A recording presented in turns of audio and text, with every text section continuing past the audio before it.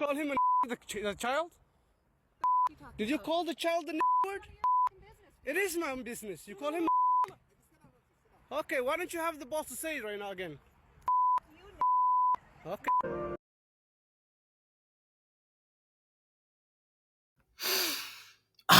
What could be dividing America today?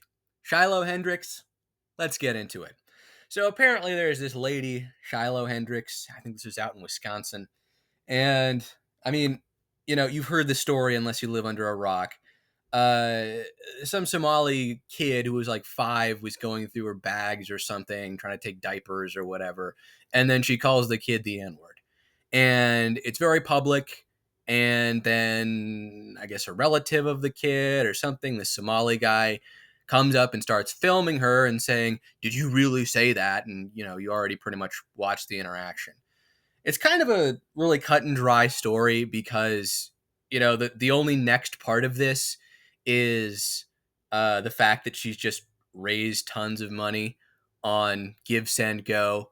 And it's really just people reacting to the fact that this happened. It's really, the reaction is really the story here. It is America. It is a moment where America is collectively noticing a change in race relations. And what it demonstrates is that a lot of black Americans and some, the remaining few white liberals, can't wrap their heads around white America, how so many white Americans have suddenly started acting this way, are suddenly actually bold enough to defend this woman's behavior. This is a change in behavior. This is these people recognizing, oh man, you're a little bit more in your face about stuff that would normally get you canceled than than you were for the past 4 years. Um, and yeah, it's because the left has kind of lost a little bit of narrative control. I think the people who don't get this situation don't get it because they're probably information siloed. But again, there was the whole Carmelo Anthony situation, which happened really only like a weeks before this. And to be perfectly clear, I don't think what Shiloh Hendrix did is good. I think it seems like a reasonable thing to want an America where you don't have to expect people to just call your children racial slurs on the playground. But it's not as though this event happened in a vacuum. There was a real racial animus behind why a lot of black Americans donated to Carmelo Anthony. And that caused this white backlash, this defense of Shiloh Hendrix and all the donations she's getting. I think there was like even a contest between the two things on Give, Send, Go, where some black people saw that Shiloh Hendrix was getting all this money, so then they started donating Carmelo Anthony again, and they were dueling to see who could donate more. And the Carmelo Anthony situation is unambiguously not self-defense. You're seeing basically these race hustlers attempt to do what they might have actually been able to get away with under another Democratic administration, and it's just not working. I mean, this guy kept shilling his activist network throughout the whole press release, and it's like, bro, I just do not think you're gonna you're not gonna blow up from this dude. Like, the white liberals are not behind you on this one. Um or like enough of them aren't. They remember, they know for the most part why this is getting defended. They know what happened. All these left-wing content creators were like awkwardly silent on the situation, even though it's a really big deal. Um, and yeah, no, they know, and they know they can't defend it. They know they'll lose even more credibility if they try to defend it. And now, politically active left wing black America is getting a reality check that all of their power actually comes from whites and from white institutions. And ever relevant to this situation is the commentary of the most honorable Elijah Muhammad from his book, The Fall of America, The National Election. The black man of America has been privileged by the slave master's children for the last century to vote for whites for the office to judge and rule. This freedom to vote has made the black man in America feel very dignified and proud of himself. He goes to the polls very happy to vote for a white ruler. Today, he is gradually changing to a desire to vote for his own kind for such offices of authority. We must remember that our vote is strong and powerful only when and where the white man can use it to get in the office over his white opponent. After the election and the victory, there are very few favors that come from his office to the black voters who helped him and aided him in getting into the office. Why? Because he does not owe the black voter anything as long as he has to feed, clothe, and shelter him. The black vote could be cast or not cast. The white citizens of the government are going to win and continue to rule anyway. There is much talk of this man and that man. Who shall the vote of the people put in the White House for the next 4 years? How much good have the two parties, Republican and Democrat, done for us for the last century in the way of freedom, justice, and equality? Regardless of what party wins, the die is always set against us, the black people in America. Injustice, crooked politics, and the breeding of corruption under crooked politics have been practiced ever since Adam to the present-day rulers. Adam was the first crook. There has not been justice for the black man in this race of people, and this is why the race suffers from the effect of chaos today. There are black politicians who would like to use their black people for selfish greed and will throw them behind any crook with money. It ain't about criminality. This is about the fact that he was a little too dark for them, and he ain't even that dark, but they don't like melanin. Melanin is the biggest enemy that they have ever seen. This is why they go after certain people. Folks, I really hate to break this news, but I think that Kamala Harris has officially been dethroned as the most smooth-brained individual in American politics. Black politicians of this type have sold their black brothers to suffering and shame for self-elevation with the crook. This election is one of the most serious in the history of the American government because either party that seeks the office of presidency is faced with the problem of saving the lives of the people of America. If the present party, Democratic, remains in office, you know the answer. If the Republican Party takes over, you should know the answer. There will be a lull before the storm. The storm can be delayed, and every hour and day that it can be delayed is to your benefit. The black man should be very serious and careful about his voting because 90% of the black votes cast are cast by ones who do not have knowledge of what they are casting their vote for. I still say, as I have said for many years, vote for God to be your ruler and come follow me. I have been saying this forever. Mainstream so-called black political power comes from white institutions, fundamentally. When black America so fully and thoroughly commits to the Democratic Party and Democratic narratives, white liberals have the upper hand over them because compliance with all their other party platform issues is expected. If you really have a conversation with a white liberal, they will admit they feel permanently entitled to the black vote. But anyway, let's hear some other perspectives on this issue.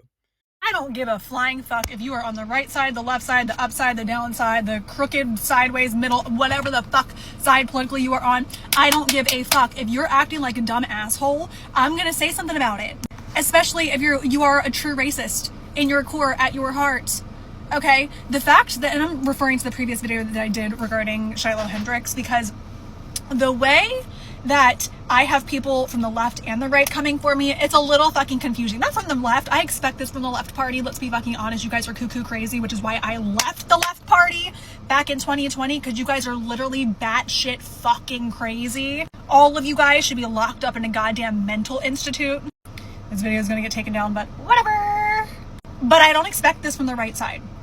At least not anybody who's not from the far right extreme side. Because let's be honest, there are extremes on the right and the left. But the people who are like, oh, well, this is our form and the Carmelo Anthony. Why are you giving this girl a platform? You could use literally any other situation where racism doesn't fucking factor in. Use any other person who's not a goddamn racist to prove your point.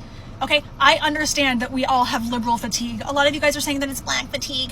To me, it is liberal fatigue. We all have liberal fatigue. I'm fucking tired of liberals. Liberals are tired of liberals. But why are you guys using Shiloh Hendrix as an example against liberal fatigue to stand up for the voices of whites?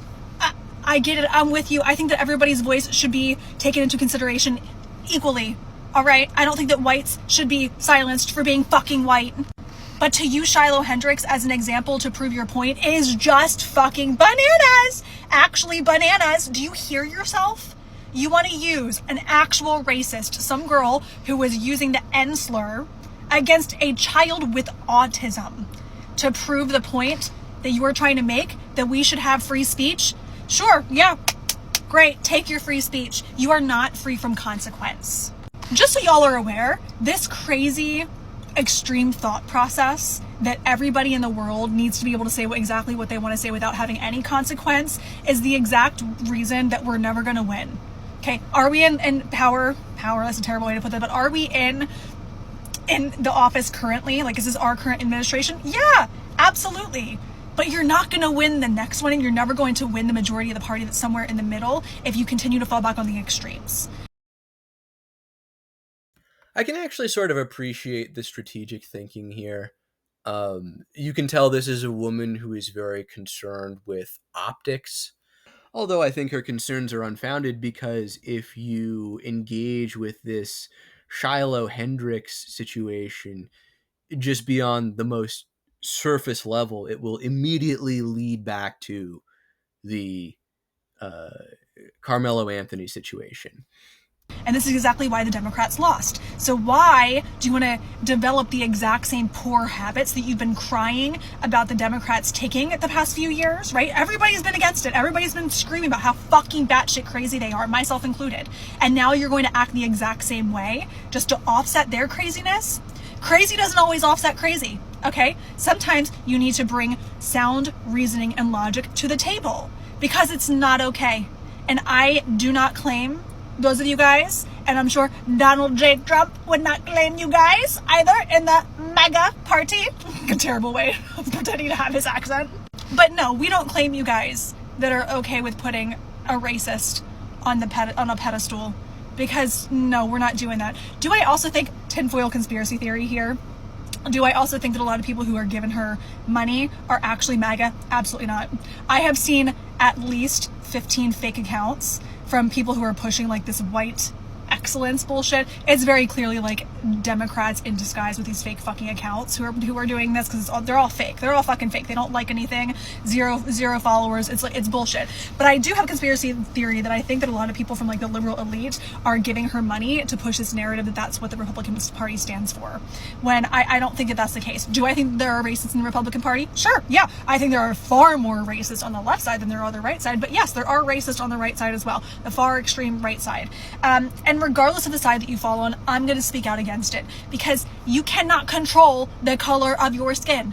I'm like, you guys are like, oh my god, I'm gonna call it out regardless. If you are fucking crazy and you're rude and you're mean and you are supporting racist, I'm gonna call you a cuckoo crazy person, because you are, and we don't support you. As somebody who is MAGA, we don't support you. I mean, if we were to weigh these two things on a scale of morality, which would be heavier? A white woman calling a Somali child the N-word on the playground in Wisconsin, or all of the black people who donated to someone who's an obvious murderer and said, good for you, like, you killed a white guy, basically. Hope you get away with it, pretty much.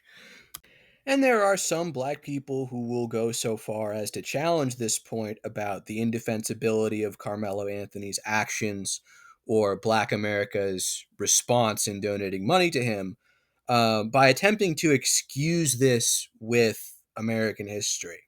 And it's like, what are you saying here? That you really expect the slave master's children to allow you to kill one of his own sons with impunity?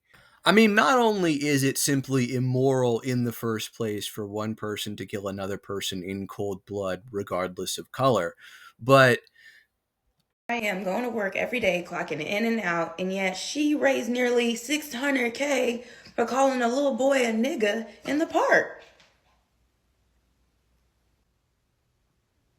I'm going to set myself on fire. She'll be watching her back for the rest of her life. Yeah, 'cause that's not thuggery, hidrattery, animalistic. This is why people have black fatigue. When you act... Like what, April? Like what? Exactly. I'm sorry. You're tired? You're tired. You know, I thought, listening to you, a fellow educator, I'd hear something that would give me insight as to why people think the way that they do, why the other side is the way that they are, why, there's this, animosity between the two sides. So I'd get a little bit more, because I like to see both sides of the equation. No, what I got when I decided to go read your page and see the comments was literally what I could have gone over to Twitter and seen any white supremacist page talk about. So for every one of those comments that person made, I probably get an equal amount of comments that say, oh, you're just, you're playing victim, you're doing this, when I'm just speaking about my experiences. You're tired. Oh, you can't be as tired as we are of hearing you guys go and complain and say, oh, well, we don't get this. White people don't get this. White people don't get that. You ever read a history book? Oh, that's right. They're trying to go and rewrite those because of inadequacies. Well, we're tired of your behavior and you guys going and getting into fights on cruise ships. Well, we're kind of tired of some of you using schools as target practice, but hey, we can't all get what we want, right? Now, do I believe that she should end up in the next life? Absolutely not. However, I also understand what people will do to go and protect their children. You want some understanding? It has to go both ways, not just one. Also, people do need to recognize that like half of these people are actually bots and not actually real people. Not saying that person was, but a lot of these people who draw up this conflict on here aren't actual people. But the way the black left has responded to these issues has exposed that they have the thinking of a slave who still expects his master's mercy. Why the surprise? Why the outrage? Why the indignation at the Shiloh Hendrix situation if you already assume most whites are racist in the first place? If the black left really feels that most whites are racist and most whites voted for Trump in 2016, 2020, and 2024, why the surprise at the support for Shiloh Hendrix? If a person truly has knowledge of black self, white people's opinions don't matter to them and white people's words don't affect them. This response by the black left exposes the fact that their worldview is in contradiction with some of the most basic principles of knowledge of self, and because of that, they are dangerous. But anyway, let's continue. I'm sure that y'all have seen this by now, but if you haven't... Okay. All right, that's what you say.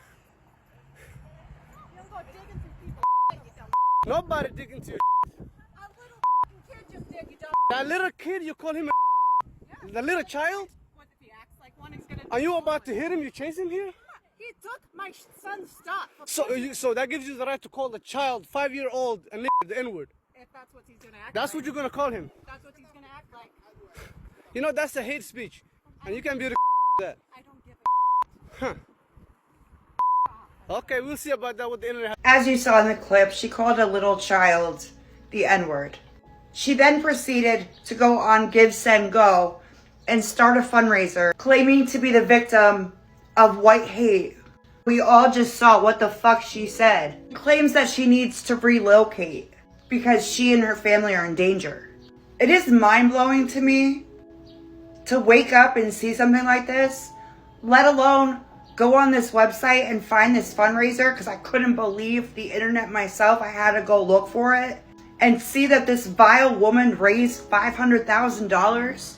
This hateful woman raised $500,000 when she was in the wrong and should be charged with a hate crime. It is so hard not to get infuriated over shit like this.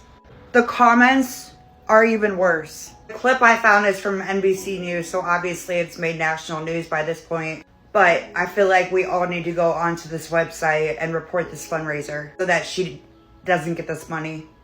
I think the money should go to the little boy.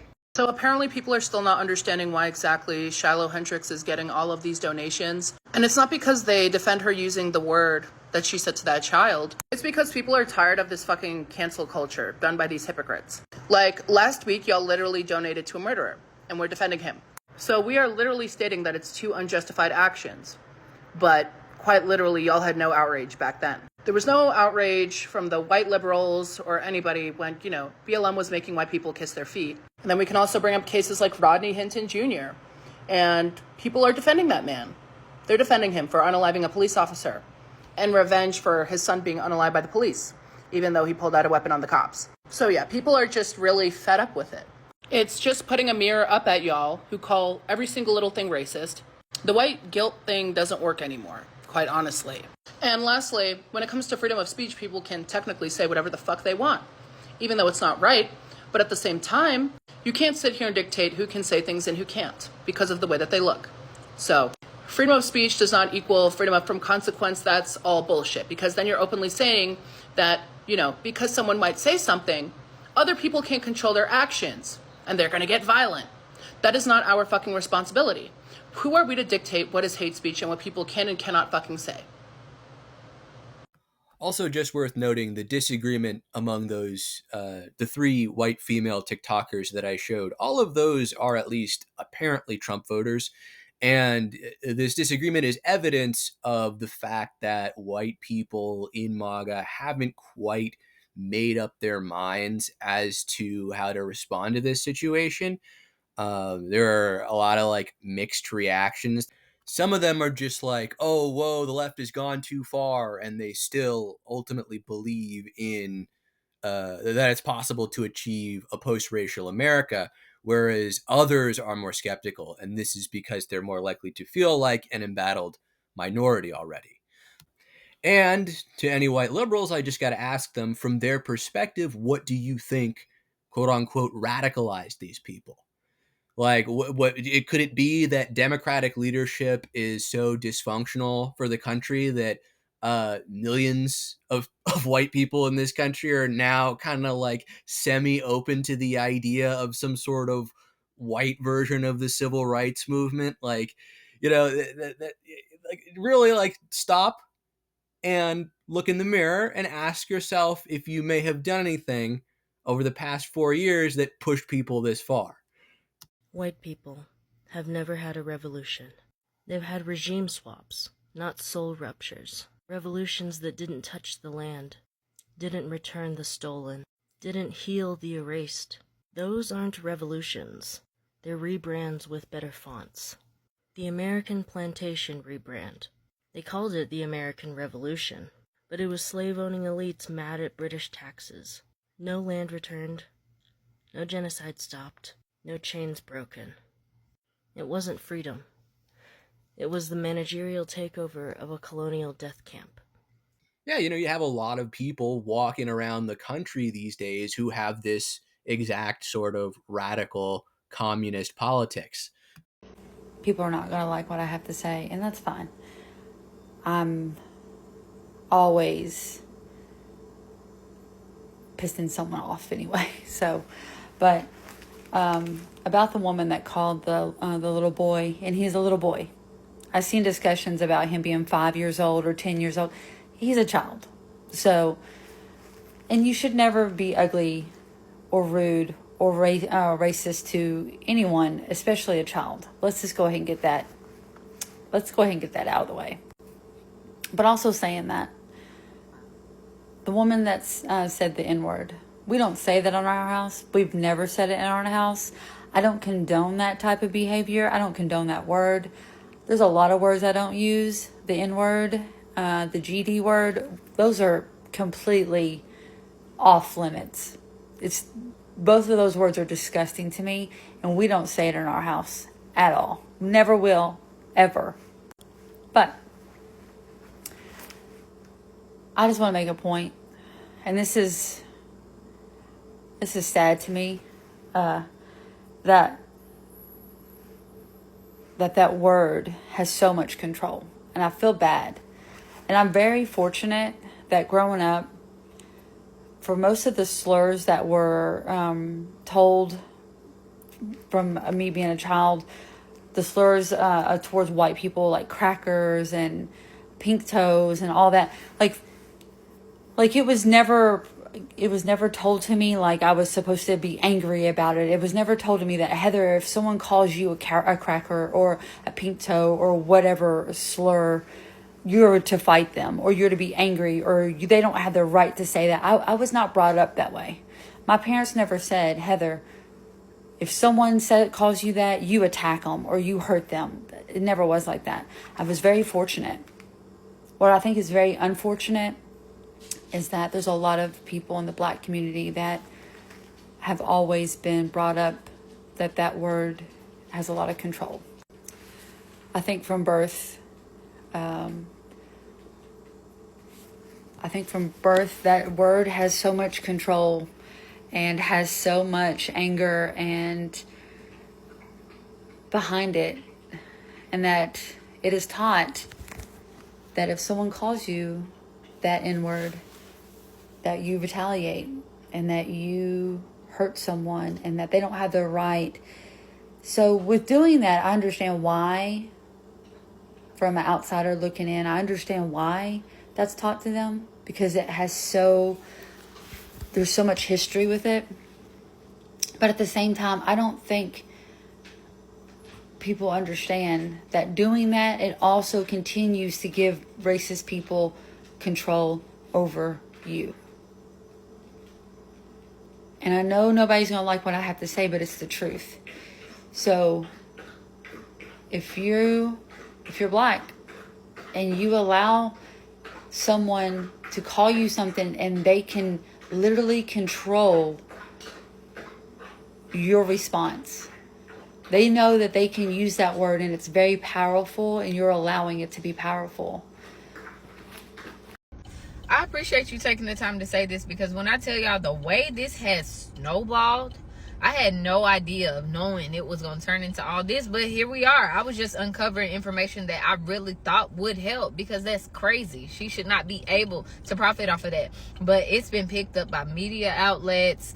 It's really blowing up on other platforms. People have been talking about it on this platform, but they're not tagging me, unfortunately. So a lot of people don't know that I'm the place where this source originated from. They don't know I'm the one who originally exposed all that, which is whatever, right? I can't track them all down, but it's been getting a lot of media attention and attention on social media. So there's some people, baby, who do not like that. I've been getting death threats. I've had people contacting me, calling me random racial slurs.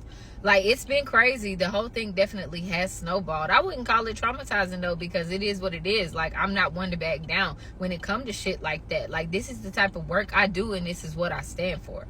So this ain't my first rodeo, and it's cool. I'm not going to be intimidated by none of that. And, bitch, I'm from Alabama. You think this the first time I've ever gotten called the N-word? So apparently some people attempted to end Shiloh Hendrix's Give, Send, Go campaign. I don't think it was successful, because so far as I can see, it's still up on the website, and she's almost at like $800,000. So I don't really know what these people are talking about. If this was temporary, that it went down briefly, it still seems like it's up. And again, there is a market for this. People want to fund and finance this because they are really sick and tired of cancel culture, and they are going to begin lashing out. I'm not saying it's good that people are sending this woman death threats. If they are, that's wrong, obviously. I mean, the significance of the event is also that it could spell a change in how cancel culture works, because this woman did something that a lot of people found was indefensible, and then she was handsomely rewarded for it. So, at least for the time being, it seems like the left does not have those tools, can't threaten the right with that anymore. Anyway, that's it for this video. I hope you found it to be engaging, thought-provoking, challenging, unique perspective, hopefully insightful in some sense. Hope you had a good day, and Red Channels will catch you in the next one.